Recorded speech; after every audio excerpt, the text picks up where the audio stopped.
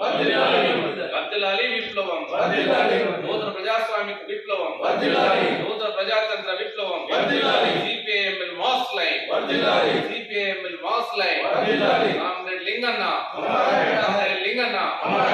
సాయుధ దళ నాయకుడు, అజ్ఞాత నాయకుడు, గిరిజన నాయకుడు కామ్రేడ్ లింగన్న మరణించి 6 సంవత్సరాలైనప్పటికీ కూడా ఈ దేశంలో, ఈ రాష్ట్రంలో ఉన్నటువంటి ప్రధానంగా అడవి జీవులు, ఆదిమ జీవులకు జ్ఞానం నేర్పినటువంటి ఎమ్మెల్యే పార్టీ నాయకుడిగా ఆ ప్రాంతంలో గుండాల, ఆ ప్రాంతంలో పెద్ద ఎత్తున పెట్టుబడిదారి కార్పొరేట్ సంస్థలకు అక్కడ ఉన్నటువంటి ఖనిజ సంపద మీద కన్నుబడుతున్నటువంటి వేళ సిపిఐఎంఎల్ పార్టీ నాయకుడిగా ఉన్నటువంటి, అజ్ఞాత నాయకుడిగా ఉన్నటువంటి లింగనను అంతమొందిస్తే తప్ప, అక్కడ ఉన్న లింగనను తప్పిస్తే తప్ప ఆ ప్రాంతం పైన, అక్కడ ఖనిజ సంపద పైన వాళ్ళకు హక్కు రాదని, లేదా అక్కడి నుంచి అందరూ బెదిరిపోయి వెళ్ళిపోతారని ఒక భ్రమతో అక్కడ ఉన్నటువంటి, ఆ రోజు ఉన్నటువంటి టిఆర్ఎస్ ప్రభుత్వం ఉన్నటువంటి వాళ్ళు బూటకపు ఎన్కౌంటర్ చేసినట్టు పట్టుకొని కాల్చి చంపారు.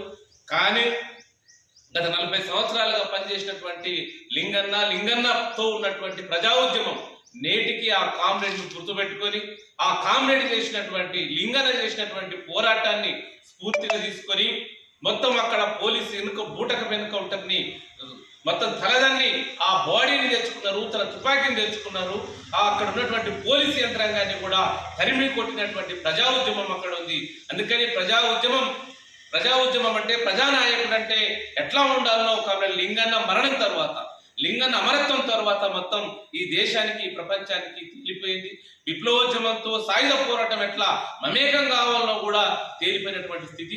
అందుకని ఆ కామ్రేడ్ చేసినటువంటి పోరాటాన్ని సదా సిపిఐఎంఎల్ మాస్ లైన్ ఎప్పుడు గుర్తుపెట్టుకొని మొత్తం ఈ దేశంలో తన స్ఫూర్తిని, ఆ పోరాట వారసత్వాన్ని కొనసాగిస్తామని ఈ సందర్భంగా మేము గుర్తు చేస్తున్నాం, తెలియజేస్తున్నాం.